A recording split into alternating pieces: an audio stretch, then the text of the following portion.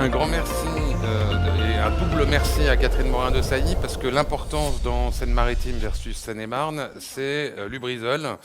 Et en ce moment même, il y a une réunion de la commission d'enquête à laquelle Catherine, enfin, voilà, et participera et elle nous quittera pour la rejoindre. Mais en tout cas, merci, un d'autant plus grand merci d'avoir honoré ce rendez-vous.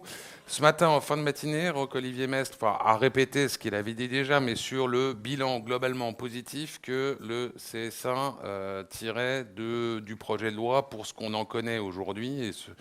Et donc, dans l'avis qui devrait être publié, nous disait-il, en début de semaine prochaine. Vu du point de vue du Sénat et de votre point de vue de présidente de la Commission des affaires culturelles, ça serait aussi un bilan globalement positif ou est-ce que c'est des questions? Est-ce que c'est déjà des réserves? Alors, il y a bien entendu des éléments positifs puisque la loi, pour une partie d'entre elles, s'appuie sur des préconisations qui ont été faites par le Sénat. Et je parle devant un de mes collègues, Jean-Pierre Leleux, qui est là au premier rang. La Commission de la culture, de l'éducation et de la communication, vous savez, avait confié en 2015 un rapport à Jean-Pierre Leleux et André Gattolin pour être dans la prospective. Et on parlait déjà de la réforme de l'audiovisuel, sachant que celle de 2009 était restée quelque peu au milieu du gué. Et donc les préconisations d'un rapport, je crois que maintenant tout le monde en a connaissance, portaient sur 3 piliers essentiels et interconnectés pour porter une réforme systémique d'ampleur, pour relever les défis quand même qui sont face à nous. C'est à la fois la gouvernance, la question des missions, et puis la question du modèle économique et du coup du modèle financier. Ça, c'est essentiel. Et tout est lié en réalité. Pour ce qui s'agit de la gouvernance, qui aussi renvoie à la réforme de structure, on est plutôt satisfait parce que jusqu'au nom France Média, préconisé par le rapport qui est repris, on voit que la structure, le squelette de ce que l'on a préconisé et soutenu est repris. Donc ça, c'est un élément de satisfaction, je crois, pour Jean-Pierre Leleux, André Gattolin et l'ensemble des sénateurs qui ont travaillé aussi à leur côté. Bon, on est beaucoup plus frustrés, je ne vous le cache pas, du fait qu'il y a une absence pour nous qui est importante, c'est celle du modèle économique et du modèle financier. Et on ne pourra pas se passer d'évoquer ce sujet au cours des débats pendant la réforme, parce qu'ils sous-tendent en réalité tout le reste. Il ne faut pas se voiler la face dans des temps de mutation extrêmement rapides. On va en parler peut-être tout à l'heure. Les modèles économiques de nos chaînes de télévision, l'écosystème de la création, tout est lié en réalité. Et donc, il faut se poser aussi les bonnes questions si on veut conduire une réforme qui soit porteuse de changement et qui s'adapte aux réalités du nouveau monde dans lequel on est rentré. Moi, j'étais très frappée par ce que nous venons d'entendre. On nous dit qu'on est en retard, mais ça, on le sait. On a organisé un grand colloque sur l'audiovisuel public en juillet dernier et nos collègues et homologues des pays voisins nous ont dit que nous étions en retard. Et d'ailleurs, ils nous ont dit, mais on attend beaucoup de la France, que la France, ça représente un modèle, celui de l'exception culturelle. Et on s'interroge finalement pourquoi le modèle de l'audiovisuel public n'est toujours pas réformé, alors qu'on est censé être un petit peu dans le mouvement et dans le lead parfois. Mais peut-être, si je peux me permettre, vous avez lu certainement le Figaro ce matin, et particulièrement la dernière page du Cahier Saumon, et particulièrement l'interview que donnent 4 dirigeants de l'audiovisuel qui seront là plus tard dans la journée. J'en extrais juste une citation que je prends parmi les plus policées. La promesse de simplification n'est pas au rendez-vous, c'est ce que dit Gilles Pélisson. Vous, est-ce que, là encore, pour ce que vous voyez aujourd'hui de l'architecture globale du projet, il vous semble qu'on est au rendez-vous ou pas? Et s'il y a des manques que vous avez identifiés, qu'est-ce qu'il faudrait faire de plus? Alors qu'Aurore Berger nous rejoint sur cette scène. Je réponds quand même à la question. Oui, bien sûr. Bon, pour rien vous cacher, nous ne sommes pas encore rentrés dans le vif du sujet. D'abord parce qu'on attend aussi le retour du texte, avec l'avis du Conseil d'État. Donc il y a encore des choses qui sont en cours d'ajustement. Alors bien entendu, on a identifié certains points. J'en ai évoqué un quand même qui est assez important, celui du modèle économique. Bien entendu, cette histoire de réglementation, on va y être extrêmement attentif parce qu'on appelle depuis très longtemps à une simplification de la réglementation. Mon collègue Jean-Pierre Leleu, qui était aussi rapporteur de la loi Liberté de la création, architecture et patrimoine, avait lancé des ballons d'essai en ce qui concerne par exemple les rapports et les équilibres entre producteurs et distributeurs. Donc on est dans cette réflexion, nous aussi. Donc on va aller vérifier si les équilibres sont au rendez-vous. Les équilibres, on les souhaite. Pourquoi ? C'est parce que nous sommes dans un système qui est interdépendant. Aujourd'hui, il ne s'agit plus d'opposer les uns et les autres, les chapelles, les intérêts des uns et des autres. On est face à un tsunami qui nous arrive, qui grossit de jour en jour parce qu'on prend toujours plus de retard. Et plutôt que chercher que chacun conserve son intérêt, on est peut-être plus avisé de plutôt chercher comment on doit simplifier un certain nombre de règles et de choses pour avancer dans l'innovation et surtout se préparer à sauver un modèle auquel on est attaché, qui est celui tout de même d'une presse. J'associe aussi la presse parce qu'on est dans le même type de réflexion et on sort du débat sur la distribution de la presse au Sénat. D'une distribution de la presse et des contenus audiovisuels qui soient conformes aussi à nos valeurs. Et nos valeurs, c'est tout de même bien que tout cela serve un système démocratique auquel nous sommes attachés, qui est celui de l'information du plus grand nombre, celui du broadcast, c'est-à-dire que ça veut bien dire ce que ça veut dire, c'est-à-dire qu'on diffuse largement, c'est une information pour tout le monde, et non pas une information ciblée, sectorisée et individualisée. Donc si on veut sauver ce système, enfin, en tout cas le pérenniser, tout en l'adaptant à l'ère du numérique, c'est pas la question non plus d'être crispé sur des acquis du passé, mais je crois qu'il faut se poser les bonnes questions. Donc si on vous entend bien, ça veut dire qu'il faut jouer collectif pour pouvoir continuer à exister en 2034, puisque c'est l'objet justement, notre fil conducteur de la journée. Mais jouer collectif, c'est une chose. Concrètement, comment est-ce qu'on finance la création en étant collectif d'ici 2034 ? Parce que c'est ça qui en réalité est au cœur de tous ces propos-là et de ces ébauches de nouvelles réglementations, régulations et législations. Le cœur du sujet, il est là. Comment est-ce qu'on finance cette création demain ? Alors, il faut financer la création, mais je rappelle que si on s'en tient non pas à l'audiovisuel public, parce que somme toute, les autres grands groupes privés de l'audiovisuel, eux, ont aussi des obligations et des missions qui leur sont finalement conférées à travers l'octroi de la fréquence. Donc, informer, distraire, cultiver, éduquer. Donc, c'est une variété de missions pour lesquelles on doit avoir les moyens. Donc, ça renvoie assez profondément déjà au modèle économique de ces éditeurs de programmes. On sait que l'information coûte cher. On sait qu'elle coûte cher, qu'elle doit aussi parfois, dans des modèles un peu complexes des chaînes, se compenser avec la diffusion de programmes populaires. Et on sait par ailleurs qu'il faut, et c'est ça dans l'article que j'ai lu qui m'a frappé et qui est tout à fait juste, c'est que dans tout cela, il y a des obligations de financement de la création, mais il ne faut pas oublier que s'il y a ces choses-là à résoudre, dans le cadre de la loi, il y a à mener le combat offensif, stratégique et global de la réglementation, de la régulation à l'heure du numérique. C'est-à-dire qu'on ne peut pas admettre, en effet, que les plateformes... Or, on voit qu'on est bien en voie de plateformisation du monde des médias et de l'audiovisuel. Si on y prend garde, en 2034, on n'aura plus d'éditeurs de programmes, on n'aura plus de chaînes. Ça sera les ayants droit qui directement iront vers le spectateur, vers le consommateur.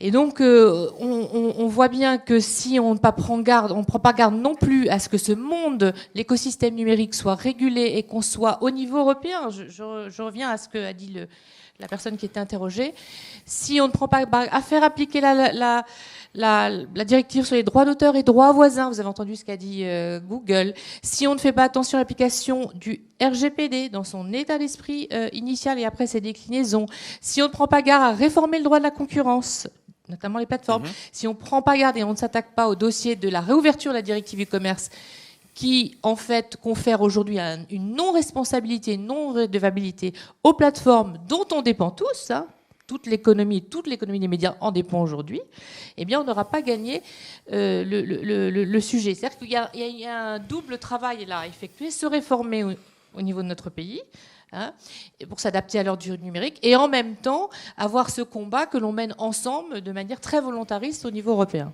Alors peut-être pour soumettre une hypothèse, et on va la soumettre à Aurore Berger avant de revenir vers vous plus tard, mais sur la raison d'être de cette interview de ce matin, parce qu'y compris en échangeant un café ce matin, certains étaient surpris en disant mais moi j'avais compris que les patrons étaient plutôt contents. Est-ce qu'il n'y a pas situation un peu paradoxale dans laquelle il y a un projet de loi qui n'est pas sur la table, enfin pas posé, pas public, mais qui a quand même beaucoup circulé, un avant-projet de décret, ou des avant-projets de décret qui, eux, ne sont même pas terminés de rédiger, et déjà, finalement, une bagarre à propos de la loi qui se porte sur des sujets qui sont ceux de décret, notamment autour des rapports entre les producteurs et les éditeurs. Et est-ce que si on en est déjà là, c'est pas parce que déjà dans l'avant-projet de loi, on n'est pas tout à fait... la promesse de simplification n'est pas tout à fait tenue. Et j'ai en tête un rapport d'octobre 2018 qui doit vous donner quelques idées sur le sujet. Alors, il y a plusieurs choses dans ce qui est dit. Déjà, je ne sais pas si l'enjeu d'abord est celui de la simplification. La question, c'est à mon avis ce que disait Catherine, c'est pourquoi on fait cette loi et à destination de qui. On fait cette loi pour les publics. Déjà, c'est la première des choses. Comment on fait pour continuer à affirmer la création dans notre pays, la diversité de la création dans notre pays, la capacité des œuvres à circuler et leur accessibilité dans tous les sens du terme à l'ensemble des publics. C'est dans ce but-là que cette loi doit exister. Et on l'a fait dans une temporalité précise, qui est celle que vous avez décrite, qui est d'une urgence à agir, par rapport à des transformations profondes face auxquelles on ne pourra pas de toute façon, qu'on ne pourra ni ignorer, ni face auxquelles on pourra résister. Il n'y aura pas un abri anti-mondialisation, anti-Netflix, et puis ce n'est pas souhaitable de toute façon que ce soit le cas. La question, c'est comment on peut en tirer profit, en tirer parti, de manière, encore une fois, à ce que ça puisse venir renforcer et la souveraineté culturelle, et donc notre modèle, et évidemment la création dans notre pays. Ensuite, j'ai lu évidemment cette interview croisée des différents patrons des chaînes privées. On ne fait pas la loi pour faire plaisir ici à tel groupe ou ici à tel autre. Moi, l'objectif de cette loi, c'est pas de se dire à la fin tel producteur est content ou telle chaîne est contente. C'est pas ça l'enjeu de la loi. L'enjeu de la loi, c'est de se dire qu'en effet, on doit avoir une nouvelle alliance qui doit pouvoir exister entre à la fois des diffuseurs qui doivent en effet pouvoir se constituer des catalogues, parce que c'est aussi un patrimoine, et je pense notamment à l'audiovisuel public, un patrimoine qui est celui des Français, et on doit avoir des producteurs qui doivent pouvoir affirmer leur rôle essentiel. Et ça, c'est aussi de la loi qui doit poser ses principes. Mais Aurore, quand vous lisez l'interview ce matin et entendez un certain nombre de propos de ces derniers jours, aussi de représentants des producteurs, est-ce que vous avez l'impression que les bases de l'alliance sont posées, ou est-ce qu'on est à nouveau avec deux tranchées et des scuds qui commencent à s'échanger de l'une à l'autre ? Je pense que déjà on a un avant-projet de loi qui a été présenté avec un avis de la Hadopi, du CSA, et puis on aura l'avis du Conseil d'État, et puis ensuite il y aura la présentation début décembre au Conseil des ministres.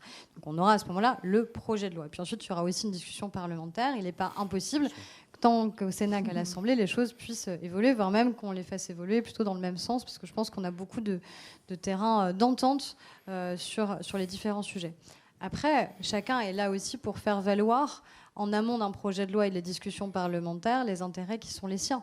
Notre enjeu, c'est d'arriver à déterminer quel est l'intérêt de notre pays sur la définition et l'affirmation d'un modèle et la robustesse de ce modèle. Comment on fait pour poser des principes qui soient suffisamment robustes pour qu'ils tiennent, quand bien même le périmètre change, avec des nouveaux entrants, voire peut-être demain des sortants, ce qui est quand même un sujet. On ne sera pas à périmètre constant, et donc il faut bien qu'on ait des principes qui soient suffisamment solides pour pouvoir tenir face à cela, et qu'en effet en 2034, eh bien, cette loi elle soit encore d'actualité, parce qu'on critique, et nous-mêmes, beaucoup la loi de 86, il n'empêche qu'elle a tenu et qu'elle a permis, avec des principes extrêmement clairs, de traverser aussi des évolutions majeures. Donc il y a à la fois la robustesse des principes qu'il va falloir définir dans la loi, notamment la question de la production indépendante et de son recours à la notion de producteur délégué. Ce sont des choses essentielles. Quand on parle de producteur délégué, d'ailleurs, ce n'est pas en direction des chaînes privées, c'est en direction des plateformes. Parce qu'on sait bien que c'est surtout là qu'on va avoir un enjeu. Et puis, une agilité. Et cette agilité, elle est, par principe, pas permise dans une loi. Parce que, de fait, vous voyez bien que les discussions que nous avons, on s'était vu l'an dernier, donc forcément, il y a un processus démocratique, législatif, qui est forcément un temps plus long que parfois le temps dont ont besoin les acteurs pour pouvoir ensemble négocier, et ils savent négocier ensemble. Donc c'est cette combinaison-là qu'on doit trouver. Après que pendant et les discussions d'avant-projet de loi et pendant les discussions parlementaires, il y ait ici des tribunes, ici des interviews, ici des intérêts qui peuvent parfois être contradictoires, c'est normal. C'est comme ça sur tous les projets de loi. Peut-être que celui-ci donnera lieu à plus de médiatisation ou autre. Peu importe. La question, encore une fois, c'est les principes qu'on veut porter dans cette loi. Et c'est ça, en tout cas, qui doit nous guider, je pense. Catherine ? Et Aurore a évoqué la loi de 1986. C'est vrai que c'était une loi importante à l'époque, mais il faut bien constater qu'elle est aujourd'hui obsolète à certains égards et que cette réglementation, il y a toute une série de règles qui n'ont plus lieu d'être et qui sont autant de désavantages concurrentiels à l'heure actuelle pour nos éditeurs de programmes. La diffusion des films interdite certains jours. Je prendrais que cet exemple, à l'heure du replay, ça n'a plus aucun sens. Et donc, il y a un certain nombre de simplifications qu'il est urgent de faire pour redonner de l'oxygène, de redonner de la liberté d'agir et aussi, finalement, d'avoir une forme de rentabilité et avoir des éditeurs de programmes aussi qui soient économiquement viables pour les raisons que j'ai évoquées tout à l'heure, ne pas être soumis à la seule règle des plateformes extra-européennes qui finalement maîtrisent complètement l'écosystème et dont on serait dépendant, et comme elles ne s'acquittent pas de leurs règles à l'heure actuelle et que c'est très compliqué de les faire donc appliquer les règles, il faut bien que nous ayons un système, encore une fois, qui permette la poursuite des valeurs justement évoquées, auxquelles nous sommes attachés. Moi, je crois qu'il faut qu'on aille vers une normalisation des relations entre les producteurs et les éditeurs de programmes. Il n'est pas anormal que les éditeurs de programmes cherchent à élargir leurs droits sur les productions qu'ils financent. Tout est une question d'équilibre dans le respect aussi d'une part de production indépendante qui fait partie aussi de la créativité française, mais il n'est pas non plus inconcevable que des éditeurs de programmes cherchent aussi à verticaliser leur organisation et avoir une part de production aussi interne. Je crois que on est dans l'évolution des modèles qui ne veut pas aller à l'encontre des auteurs, des producteurs ou des éditeurs de programmes, mais d'un écosystème un peu subtil. Et on a besoin des uns et des autres si on veut faire perdurer notre modèle. Maintenant, il faut que les équilibres et les curseurs bougent. Il faut être davantage dans la recherche d'innovation ensemble que dans une réglementation un peu tatillonne et administrative de la répartition des choses, de la selon moi. compétition, si je vous entends voilà. bien. Je pense que, vraiment, je le dis avec tout l'attachement que je porte à la création indépendante et à tout l'écosystème de la production qu'on a la chance d'avoir donc dans notre pays. Je pense aussi qu'il faut clarifier, et ça revient à mon propos liminaire, le modèle économique de l'audiovisuel public, donc pour lequel on engage une réforme, parce que clarifier son modèle, selon nous, nos critères au Sénat, toujours avec le travail que nous avons fait, permet aussi, quelque part, de trouver un bon équilibre dans le paysage audiovisuel et de renforcer aussi les entreprises privées. Nous sommes attachés à une réforme de la contribution à l'audiovisuel public à l'allemande, et de libérer l'audiovisuel public de la publicité. Ce n'est pas pour priver l'audiovisuel public de ressources, c'est pour clarifier le modèle et faire en sorte aussi qu'on puisse à la fois avoir une exigence accrue sur les contenus de l'audiovisuel public, et en même temps, ça permet de conforter, parce que le gâteau publicitaire, il se réduit de plus en plus. C'est Bruno Patino, dans une audition que nous avions au Sénat, qui nous expliquait qu'il diminue, mais à vitesse grand V, et je crois qu'on prévoit encore moins 20, moins 30% dans les années à venir. La publicité Donc, télé aujourd'hui, voilà. Donc tout part sur les plateformes. 2007. Voilà, tout part sur les plateformes. Donc il faut bien réfléchir aussi au modèle économique des uns et des autres, qui permet de clarifier aussi l'éditorialisation et les contenus. Hein, et ça me semble faire partie aussi de la logique de la réforme. Mais vas-y. Peut-être, en fait, il y a comme un avant-projet de loi qui, encore une fois, n'est qu'avant-projet, n'est pas supposé être public. Il y a pas mal d'annonces, parmi les annonces qu'avait fait le ministre, pas mal de celles-là seront dans un décret qui reviendra plus tard. Juste si on se focalise une seconde sur ce qui est dans l'avant-projet, sur, en gros, l'organisation et la gouvernance du service public. Est-ce que l'une et l'autre, ça vous semble plutôt de bonne loi ? La fusion, enfin, le rapprochement de l'ADOPI du CSA dans l'ARCOM, est-ce que c'est de bonne loi ? Enfin, est-ce que dans ce qu'il y a dans le texte, ça vous va bien ? Peut-être en prenant de manière un tout petit peu plus précise, pardon. Et qu'est-ce qu'il faudrait y ajouter ? On a notamment parlé de radio, d'ailleurs, ce matin. La radio est toujours le parent pauvre, est toujours oublié des réformes de l'audiovisuel. Il y a 20 ans, c'était déjà le cas. C'était déjà le cas. On avait organisé des tables rondes il y a 15 ans au Sénat sur ces sujets. Bien. D'ailleurs, aujourd'hui, la RNT est en route, mais on n'en parle pas. Avez-vous beaucoup entendu parler du projet de développement de la RNT ? Moi, j'en ai pas beaucoup entendu parler. Pourtant, je me sens un petit peu concernée. On aurait aussi intérêt à en parler un petit peu plus. C'est un enjeu d'avenir. Encore une fois, je ne peux pas rentrer dans le détail du texte, parce qu'on n'a pas engagé tous les travaux. Le rapprochement des autorités de régulation. Je parle d'ailleurs devant le président de la ADOPI, avec lequel on a des relations constantes, comme avec le président du CSA et de l'ARCEP, pour réfléchir à ces sujets. C'est évident qu'avec la convergence des médias, avec la convergence du travail à la fois des plateformes, des telcos, des médias audiovisuels, il y a un intérêt à traiter un certain nombre de sujets ensemble. Nous sommes rentrés dans une économie de la donnée. La donnée est partout.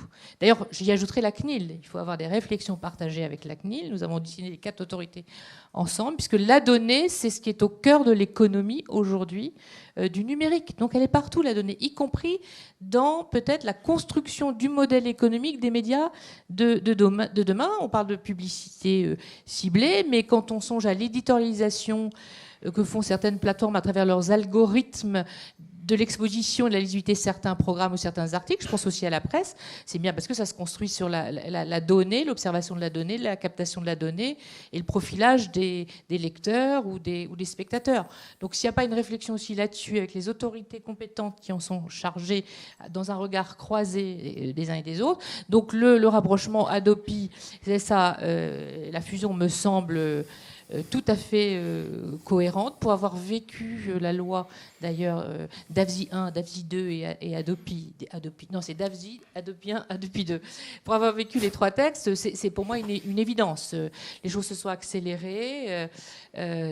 Voilà, tout ça a montré, d'ailleurs, les années écoulées ont montré aujourd'hui la pertinence d'avoir cette autorité d'ailleurs de régulation et de contrôle. Le rapprochement avec l'ARCEP sera peut-être plus long. L'ARCEP est peut-être plus réticente, mais à terme, il y a des convergences évidentes, ne serait-ce que parce qu'on est dans la fin du hertzien. Voilà, donc le partage de la gestion des fréquences, par exemple, c'est un vrai sujet. Et deuxième point, parce que vous avez évoqué, pardon Aurore, je suis un petit peu bavarde, c'est la holding. Bon, forcément, quand on voit ça apparaître dans le texte, nous, on peut être, n'est-ce pas, Jean-Pierre, que satisfait, parce que nous, on a fait des travaux de fond sur le sujet. Donc, la holding, c'est pas pour le plaisir de fusionner des entreprises de l'audiovisuel public. D'ailleurs, elles sont pas fusionnées, c'est pas ça le sens, mais c'est d'avoir une vision globale, cohérente et stratégique de l'avenir des médias publics. Je vais vous donner un exemple. Quand on a fait notre colloque au mois de juillet dernier, on a fait un sondage Opinionway qui était très clair. Interroger les Français dans leur diversité, réclamer une plateforme qu'on n'a pas aujourd'hui, une plateforme donc unique sur laquelle ils pourraient retrouver tous les contenus de l'audiovisuel public de manière lisible, c'est-à-dire les contenus radio, les contenus de l'INA, les contenus de la télévision, que ça soit France Média Monde, de TV5 Monde, parce que c'est aussi notre audiovisuel public, Arte, etc. Donc vous voyez, l'absence de pilotage, de vision panoramique de ces sujets fait qu'on passe à côté d'un certain nombre d'évidences. Et je pense que aussi aujourd'hui, ce qu'il faut bien voir, c'est que face au tsunami qui est devant nous, on a des nouveaux métiers à pourvoir. Il nous faut des développeurs. Rien ne sert d'avoir l'intelligence journalistique et éditoriale, mais je le dis, si on n'a pas aussi aujourd'hui, malheureusement, mais c'est un constat, l'intelligence technologique. C'est-à-dire si on ne maîtrise pas la façon dont tous ces contenus vont pouvoir être éditorialisés, toucher leur public, être lisibles, exposés. Et donc, ça veut dire que c'est ça le grand enjeu aussi des médias demain. C'est vraiment assurer la transition digitale. Et pour ça, il faut à la fois des moyens, il faut avoir des convergences. Alors 2034, je ne sais pas si on en sera là. Mais moi, je pense, c'est pas pour faire peur à qui que ce soit, et parce que j'ai personnellement décidé que ce serait comme ça, mais je pense qu'on va s'orienter de plus en plus vers le trimédia et qu'on va arriver dans une télévision augmentée qui va s'enrichir de contenu écrit, de contenu audio, et réciproquement, vous voyez, on va être plutôt dans cette dimension-là. Quand on a légiféré sur le livre numérique au Sénat, on s'est bien dit que le livre numérique, c'était un livre augmenté. C'était un livre avec des animations, des petites vidéos qui se mettent en route, c'est des dessins qui bougent. Enfin, vous voyez, c'est toute une série de sujets qui fait que on a du mal à anticiper ce que ça sera dans 15 ans. Ça peut donner le vertige, mais je pense que la technologie va tellement vite que vraiment, il faut s'organiser et se préparer. Être aussi agile que l'innovation, si je comprends bien. Aurore. Alors, pour répondre sur les deux sujets, sur la partie régulation, étant donné que j'avais recommandé la fusion de la Hadopi et du CSA, je ne peux qu'y être favorable. Et je pense qu'en effet, il y a une cohérence à se dire qu'on a un régulateur unique sur ces enjeux. Il y avait déjà en plus des coopérations qui, de fait, se mettaient en place. Je pense que ça réaffirme, et je dis devant son président, le rôle majeur de la Hadopi et la question de la lutte contre le piratage. On a eu de fait un impensé pendant les 5 dernières années dans le quinquennat précédent sur ce sujet, clairement. Je pense qu'on a perdu du temps alors qu'on avait pris de l'avance sur un certain nombre de nos partenaires européens. Et je pense que c'est une vraie erreur. C'est une erreur industrielle, une erreur économique, et puis c'est une erreur aussi morale de ne pas avoir assumé d'affronter ce sujet de lutte contre le piratage. Je pense qu'on peut encore améliorer le projet de loi d'ailleurs dans ce sens. Je me suis déjà exprimée sur la question de la transaction pénale notamment. Je pense qu'il y a encore des améliorations qui sont possibles. Sur le rapprochement avec l'ARCEP, je pense que c'est intéressant qu'on puisse avoir non pas une fusion, parce qu'on a bien des autorités de régulation qui là sont distinctes dans leur objet, entre d'un côté la régulation des contenus et puis de l'autre vraiment la question des réseaux et des structures. Il n'empêche que sur des sujets majeurs, comme il a pu se produire il y a peu sur la question de la rémunération du signal, par exemple, on voit bien la pertinence d'avoir un moment, un rapprochement et des collaborations qui peuvent être mieux organisées. Et c'est le sens du projet de loi, avoir un vrai régulateur contenu, garder l'ARCEP, mais plus de collaboration entre les régulateurs, ce qui est évoqué sur la CNIL, et aussi des enjeux de rapprochement qui peuvent exister et des coopérations qui peuvent s'améliorer. L'idée aussi de ce projet de loi, c'est de dire qu'il faut justement que la régulation soit aussi une régulation d'ordre économique et qu'on aille vers plus de régulation et vers moins de réglementation. Sauf que la régulation hors, elle est à un niveau européen. Donc, OK, on va la transposer ensuite en droit français, mais vous serez en tant que parlementaire toujours devancé a priori par les instances européennes sur ce sujet. Alors, devancé, je ne sais pas. Ça n'a pas toujours été le cas. En tout cas, ce qui est certain, c'est déjà qu'on est les premiers à transposer la directive SMA, qu'on va aussi donner là sur la manière avec laquelle on va pouvoir transposer cette directive, qui a quand même été largement inspirée par la France et par un certain nombre de valeurs et de propositions qui ont été portées. Obtenir que sur la partie financement, on rompe avec le principe du pays d'origine n'était absolument pas acquis, et je pense que beaucoup auraient signé vraiment bien volontiers sur cet atterrissage et n'auraient pas pensé que ça puisse être possible. Donc et puis après tout, moi j'aime pas trop l'idée qu'on puisse se défausser sur, étant très européenne, sur ce qui peut se passer au niveau européen, parce que il n'y a jamais une seule directive qui existe sans qu'à un moment des ministres du Conseil européen se soient réunis sur le sujet, sans que le Parlement européen ait été saisi. Donc, dans tous les cas, ça reste un système démocratique et ça reste quand même un système politique qui décide. Donc, en tout cas, ce qui est certain, c'est l'esprit de ce projet de loi. Voilà, fusion de deux autorités de régulation, parce que ça avait du sens de permettre cette fusion pour une autorité de régulation unique sur les contenus et des rapprochements avec d'autres régulateurs. Sur la partie audiovisuelle publique, puisque c'était l'autre question, c'est toujours le même questionnement. Une holding, pourquoi ? La holding, c'est pas un principe d'organisation qui se suffit à lui-même. La question, c'est ce qu'on met derrière sur à la fois les missions qui sont celles de l'audiovisuel public et puis la responsabilité aussi qui doit être celle de l'État pour en finir, je l'espère peut-être, avec des injonctions contradictoires qui sont faites à l'audiovisuel public de manière très récurrente sur ses missions, sur la manière avec laquelle on évalue ou pas l'audiovisuel public. Je pense que ça, c'est important. Sur la capacité de l'État aussi à respecter ses engagements financiers vis-à-vis de l'audiovisuel public, ce qui a rarement été le cas, voire ce qui n'a souvent jamais été le cas. Donc je pense qu'il y a aussi ça. Moi, je crois à l'idée de holding si ça permet des vraies collaborations et des vrais rapprochements, encore une fois, toujours en faveur des publics. Est-ce que ça va générer plus de proximité parce que c'est l'une des demandes majeures. Et je pense que c'est l'un des avantages comparatifs évident de l'audiovisuel public et d'ailleurs de l'audiovisuel français par rapport à des nouveaux entrants. C'est cette familiarité, cette proximité qui existe avec les publics et qui n'existe pas du même ordre avec les plateformes, même si on voit à quel point elles essayent de produire local maintenant et d'être dans cette démonstration-là, elles n'auront jamais le même maillage et la même familiarité qu'avec... Mais ça, c'est le débat fondamental sur le secteur et l'organisation du secteur vers lequel on va aller, j'ose espérer, avant 2034 quand même. Ceci dit, il y a quand même une question que j'ai toujours pas comprise, moi, si je puis me permettre, c'est quel modèle on veut défendre. Vous parliez tout à l'heure du modèle, avant tout, qu'on a envie de mettre en avant, qu'on a envie de défendre avec ces futurs dispositifs législatifs, réglementaires et de régulation. C'est quoi le modèle ? Pour moi, le modèle, c'est un modèle qui affirme la souveraineté culturelle et donc la capacité qu'on a à continuer à créer en France. Et avec des distinctions très fortes qui existent par rapport à d'autres pays en matière de législation. L'exemple de la production indépendante est, à mon avis, probablement le plus significatif.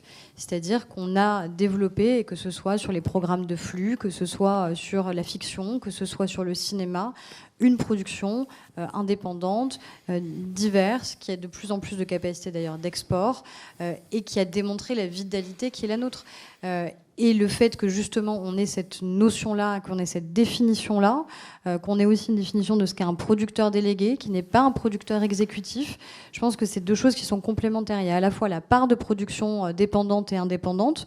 Et d'ailleurs, les chaînes n'ont pas remis en question le fait de continuer à avoir une part dépendante et une part indépendante très forte dans notre pays, avec des obligations qui sont différentes en fonction des positionnements des chaînes. Et encore une fois, avoir des producteurs délégués, c'est-à-dire qu'on n'est pas dans une logique de soumission qui peut être celle qui existe dans d'autres pays. Et l'exemple de l'Espagne, où de fait, on a en effet eu plus d'investissements ces dernières années, mais un investissement qui ne s'est pas fait au profit de l'indépendance et au profit de la diversité de la création. Est-ce qu'on n'est pas quand même... Enfin, je reviens, pardon, j'insiste sur mon idée de paradoxe, mais d'un côté, avec un certain nombre de curseurs sur la part de dépendante, enfin, beaucoup de choses, de sujets qui ne sont pas dans la loi, qui seront dans le décret supplétif, et une loi qui affirme, par contre, la priorité donnée à des accords professionnels, donc on pousse tout le monde à se mettre d'accord. En même temps, en ajoutant un acteur autour de la table, et pas forcément celui, si on regarde l'actualité de ces derniers mois, qui a entretenu, disons, les relations les plus harmonieuses avec les autres maillons de la chaîne. Maintenant, donc, on avait un accord producteur-éditeur qui était parfois compliqué à trouver, et on rajoute une obligation dans toute négo professionnelle de la présence des auteurs autour de la table, et donc de leur accord. Voilà. Est-ce que là aussi, ça simplifie ? La question juste avant est pour moi très connectée. On parle de modèle. Et oui, en France, on a envie aussi d'affirmer un modèle qui fait qu'on respecte celui qui est le créateur, et le créateur initial, c'est l'auteur. On peut s'interroger d'ailleurs sur un certain nombre de règles au CNC, sur la place qui est réservée dans chaque film ou chaque production audiovisuelle, par exemple. Elle n'a pas réservé aux scénaristes et aux auteurs, dans le budget des films. Ça, c'est une vraie question aussi quand on veut affirmer une souveraineté culturelle, par exemple. Oui, mais ça c'est... Oui, mais c'est connecté, c'est-à-dire le modèle qu'on a envie d'affirmer. Je ne sais pas si... Parler de simplification, je pense que tous les gouvernements ont toujours parlé de simplification. Je ne suis pas sûre qu'il l'ait toute faite. Ce n'est pas une promesse en tant que telle. Ça ne se suffit pas en tant que telle de dire on va simplifier. Simplifier quoi ? L'enjeu, c'est surtout qu'est-ce que ça va permettre, qu'est-ce que ça va... Encore une fois, en termes de création, c'est ça, moi, qui m'intéresse avec ce projet de loi. C'est quel sera l'état de la création dans quelques années. Et se dire qu'à un moment, on remet aussi au cœur du jeu ceux qui créent, me paraît absolument pas aberrant. Dire aussi que nous, on a un modèle qui s'affirme et qui doit s'appliquer aux plateformes, qui est le modèle que respectent aujourd'hui tous nos éditeurs, c'est-à-dire de respecter le droit moral, notamment des auteurs, et que c'est pas un principe négociable. Alors peut-être que ce serait plus simple, mais je suis pas certaine, je suis même certaine du contraire. Ce serait la négation du modèle qui est le nôtre, et ce serait surtout, à mon avis, contre-productif en termes de création. Je vais tenter ma chance sur un autre sujet qui est la radio, sujet assez absent, on l'a évoqué tout à l'heure, mais il y a un constat qui est qu'aujourd'hui, la part d'audience des radios musicales baisse fortement, la part d'audience, ou l'usage des plateformes de streaming augmente largement. Il y a un deuxième constat, c'est qu'il y avait des quotas hérités de M. Carignon en 1994, aménagés en 2004 et complétés, le président du CSA ce matin disait, sophistiqués en 2016 par la loi création. Donc on a l'impression que l'équilibre ne tient plus, et il y a deux manières de faire. Soit on allège les quotas des stations FM, soit on essaye d'en imposer aux plateformes de streaming, avec la concession que faisait Roch-Olivier Mestre, qu'on aurait du mal quand même à faire quelque chose de très serré.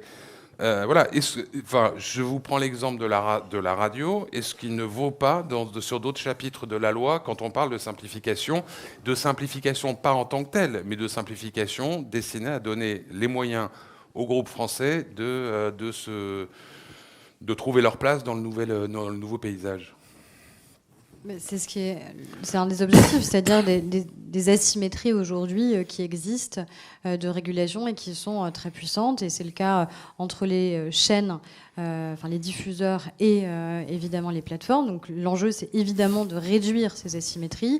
C'est aussi leur donner beaucoup plus d'agilité, notamment, là ce sera du domaine réglementaire, sur la question de la publicité, parce qu'à un moment, elles ont besoin d'avoir des recettes propres qui progressent. Sur la radio, outre le fait que je pense qu'il serait tout à fait inapplicable d'avoir des quotas sur les plateformes de streaming, je ne sais pas comment on peut imposer dans des playlists. Quand vous écoutez une playlist de rock, ça va être compliqué de vous imposer que dans cette playlist, à un moment, vous ayez de la musique baroque. Enfin, il y a un moment, il y a des utilisateurs qui font le choix d'aller vers des plateformes qui sont des plateformes payantes, qui sont respectueuses accessoirement aussi de la capacité à rémunérer celles et ceux qui créent. Venir désorganiser ce qui fonctionne me paraît pas très efficace. Réinterroger un système, comme dit donc le président du CSA, sophistiqué, mais tellement sophistiqué qu'il a été extraordinairement difficilement applicable par le CSA lui-même ces dernières années. Je pense notamment à la question des hautes rotations. Moi, je pense que c'est des choses vers lesquelles on peut se diriger. Il y a une mission actuellement à l'Assemblée nationale qui va vite rendre ses conclusions sur la question spécifique des quotas radio. Après, je pense que c'est aussi une question de plus long terme, de savoir quel est l'avenir de radios qui sont uniquement des radios musicales. Et est-ce que ça correspond encore à une attente, à un besoin qui s'exprime de la part des utilisateurs? Ça, c'est un enjeu économique, industriel qui n'est pas le nôtre. Nous, la question, c'est encore une fois la question de l'équilibre. Et je pense que les quotas ont eu un effet positif. L'idée n'est pas de supprimer tout quota de musique francophone, parce que là, pour le coup, encore une fois, en termes de modèle, je pense que ce serait très compliqué, et ça a permis d'affirmer cette diversité. Par contre, la sophistication à l'extrême à mon avis, a pu engendrer à la fois pas forcément d'effets positifs en matière de diversité, une applicabilité extrêmement difficile, et à renforcer la symétrie entre les plateformes de streaming et les radios. Dernier mot avec vous, Oui. Catherine. Moi, je pense que la question essentielle, dont décline quelque part tout le reste et qui va nous préoccuper dans cette loi sur l'audiovisuel, c'est faire en sorte que les intermédiaires, que sont les éditeurs de programmes, ne disparaissent pas. Autrement dit, que l'on conserve une entreprise de l'audiovisuel public, je dis avec un grand E, et des entreprises privées de l'audiovisuel qui remplissent aussi un certain nombre de missions. Je dis ça pourquoi ? Parce que ce qui me fait peur, moi, c'est cette plateformisation de l'audiovisuel et des médias dont on voit à quel point la presse écrite déjà dépend considérablement. Et si ces intermédiaires nécessaires, parce qu'ils sont consubstantiels de la construction d'un débat démocratique, on a parlé de l'importance du soutien à la création, de sa diversité, mais il y a aussi l'information. Hein. Et je donne un exemple très concret. D'ici quelques mois, ce sont les élections municipales. C'est pas sur YouTube ou sur toute autre plateforme extra-européenne qu'on va débattre des élections municipales. C'est bien sûr une chaîne comme France 3, dont c'est la mission et la vocation. Donc on a si on y croit, on a à construire un modèle qui nous permet de pérenniser, bien entendu, les conditions dans lesquelles se construit cette information, cette instruction, cette éducation dont on a besoin, et ne pas se trouver asservi et dépendant de plateformes qui seraient finalement les nouveaux intermédiaires incontournables. C'est déjà un peu le cas, hein, parce que les moteurs de recherche comme Google, les plateformes comme Facebook, ce sont les intermédiateurs pratiquement nécessaires et naturels sur beaucoup de choses, sur l'ensemble de l'activité économique ou presque demain. Et donc de dépendre de leurs algorithmes puissants et opaques, de la façon dont ils vont nous conditionner à aller écouter tel ou tel morceau de musique sur YouTube, ou bien d'aller regarder tel ou tel programme, ou de lire tel ou tel article de presse. Donc moi je crois beaucoup encore à la nécessité de faire en sorte que nos entreprises, nos éditeurs de programmes, soient consolidés, et que la réforme simplifie un certain nombre de choses pour le permettre, que l'on puisse clarifier aussi les modèles économiques pour pouvoir redonner du souffle et de l'oxygène. Je crois aussi qu'il faut jusqu'à un certain stade pour conserver la TNT, parce que tant que la couverture du territoire n'est pas assurée, la couverture numérique du territoire, le déploiement, on a une rupture d'égalité de l'ensemble de la diffusion des programmes, des différentes chaînes sur l'ensemble du territoire. C'est pour ça que je me suis élevée très fortement contre la suppression de France 4 pour les jeunes, parce qu'il y a toute une série de territoires qui ne sont pas couverts. Donc on rentre dans une inégalité absolue. Or, c'est le principe de l'universalité, l'audiovisuel public. Hein, c'est vraiment, voilà. Donc moi, je crois que l'enjeu, il est avant tout là. Comment on crée un écosystème qui permette de rester maître quand même d'une certaine éditorialisation à la fois des programmes, de l'information, et tout un écosystème de la création qui aussi fait notre fierté, notre spécificité, qui nous autorise aussi à être souvent un point de référence en Europe quand on veut défendre le droit d'auteur et le droit voisin, quand on veut défendre les quotas dans le cadre de la directive SMA, certaines obligations qu'on peut imposer par la suite aux plateformes. Voilà. Mais le combat est rude, la concurrence sera extrêmement difficile. C'est pour ça qu'il faut vraiment se mettre en ordre de marche et le faire de manière, encore une fois, solidaire. Je vois qu'Aurore Berger apprécie l'ordre de marche. Ce sera donc le mot de la fin. Merci infiniment Catherine, merci Aurore. Et rendez-vous. Merci mesdames. Donc, rendez-vous samedi prochain au Vieux Campeur pour acheter des chaussures qui vont bien. Et merci encore à vous deux.